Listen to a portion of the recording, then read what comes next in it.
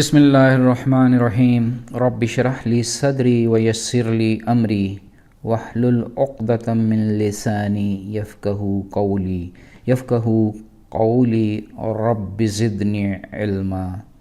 آج قرآن پاک کی 52ویں صورت سورہ الطور پر کچھ غور و فکر کریں گے۔ ڈیوائن کویشچنز میں نے اس صورت کا نام رکھا ہے، جس میں 2 رکوع اور 49 آیات ہیں۔ طور صحرائے سینا کا ایک مشہور پہاڑ ہے جہاں حضرت موسیٰ علیہ السلام پر تورات نازل ہوئی۔ یہ صورت حضرت محمد صلی اللہ علیہ وآلہ وسلم اور حضرت موسیٰ علیہ السلام کی تعلیمات میں مناسبت کا اظہار کر رہی ہے کہ جس طرح رات کے آخری پہر حضرت موسیٰ علیہ السلام کو کوہ طور میں نبوت ملی، اسی طرح حضور اکرم صلی اللہ علیہ وآلہ وسلم کو کوہ حرا یعنی کوہ نور میں خاتم النبیین کا عظیم شرف حاصل ہوا۔ بخاری شریف کی ایک خوبصورت حدیث ہے۔ حضرت جبیر بن مطعم رضی اللہ تعالی عنہ فرماتے ہیں، میں نے رسول اللہ صلی اللہ علیہ وآلہ وسلم کو مغرب کی نماز میں سورہ طور کی تلاوت کرتے ہوئے سنا۔ میں نے آپ صلی اللہ علیہ وسلم کی تلاوت سے پیاری تلاوت کسی کی نہیں سنی۔ اس صورت میں اللہ رب العزت 5 چیزوں کی قسم کھا کر روز قیامت کی آفاقی سچائی بیان فرما رہے ہیں۔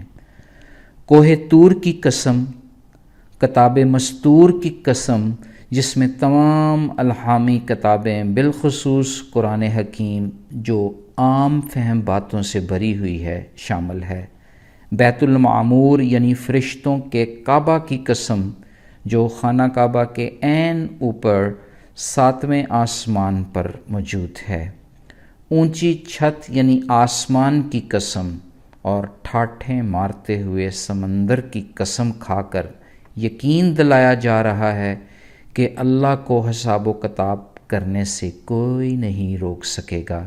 یہ وہ دن ہوگا جب آسمان تھر تھرانے لگے گا، پہاڑ چلنے لگیں گے، حق کو جھٹلانے والوں کا برا حال ہوگا۔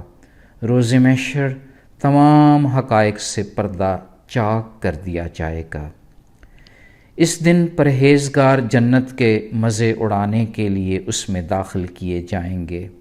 اللہ ان کو جہنم کی آگ سے بچا لیں گے، انہیں رب کی عنایتوں سے خوش کر دیا جائے گا۔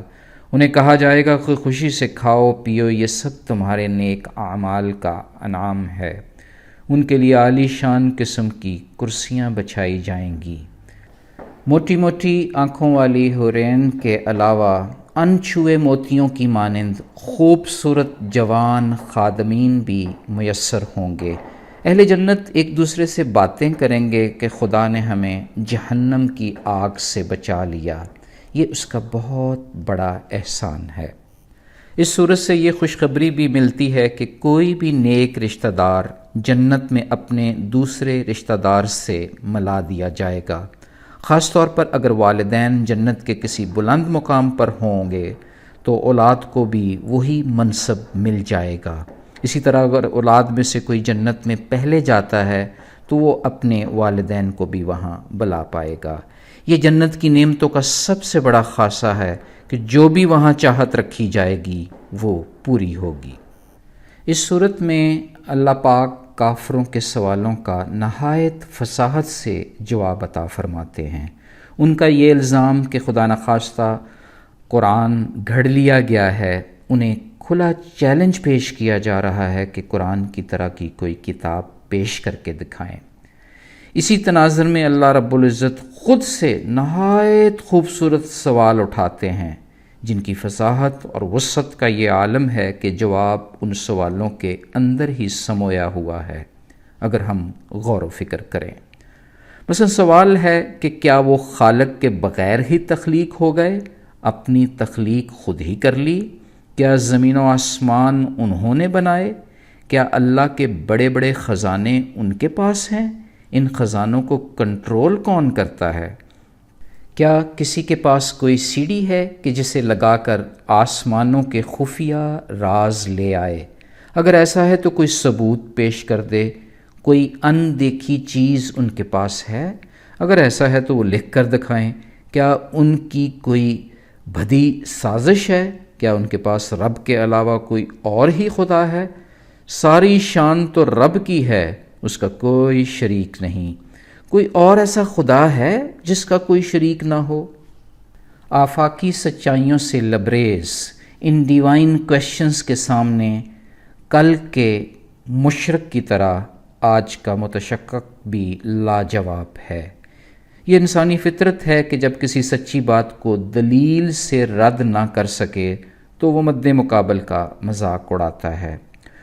مشرکین مکہ بھی کچھ ایسی ہی طرز فطرت کا شکار تھے، جنہوں نے حضور اکرم صلی اللہ علیہ وآلہ وسلم کو شاعر اور مجنوں کہنا شروع کر دیا۔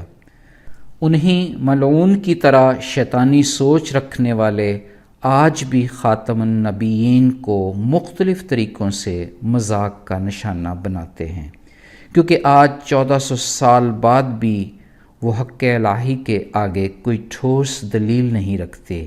کسی بھی الہامی سوال کا جواب نہ پا کر ملعونیت پر اتر آتے ہیں۔ یوں دنیا اور آخرت دونوں میں آگ کا راکھ بن کر جیتے ہیں۔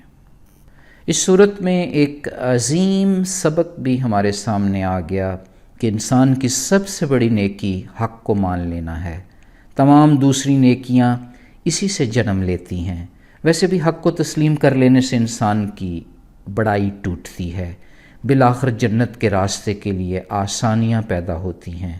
آج بھی اگر حق کا داعی سچائی اور سنجیدگی اختیار کرتا ہے تو پھر رب کعبہ کی نصرت کا مستحق ٹھہرتا ہے۔ داعی حق کو صبر کا دامن ہرگز نہیں چھوڑنا ہوتا۔ مخالفین کی ناگوار باتوں کو برداشت بھی کرنا پڑتا ہے، اس یقین کے ساتھ کہ ہم اس ذات کریم کی نگاہ کرم میں ہیں۔ سورت کے اختتام پر رسول اللہ صلی اللہ علیہ وآلہ وسلم کے توسط سے ساری انسانیت کو تاکید کی جا رہی ہے کہ اللہ کی پاکی بیان کریں، نیند سے فارغ ہو کر اللہ کا ذکر کریں۔ جب فجر پھوٹ رہی ہو، ستارے ڈوب رہے ہوں، گویا ہر حال میں اللہ کو یاد کرتے رہنا ہی دانش مندی ہے۔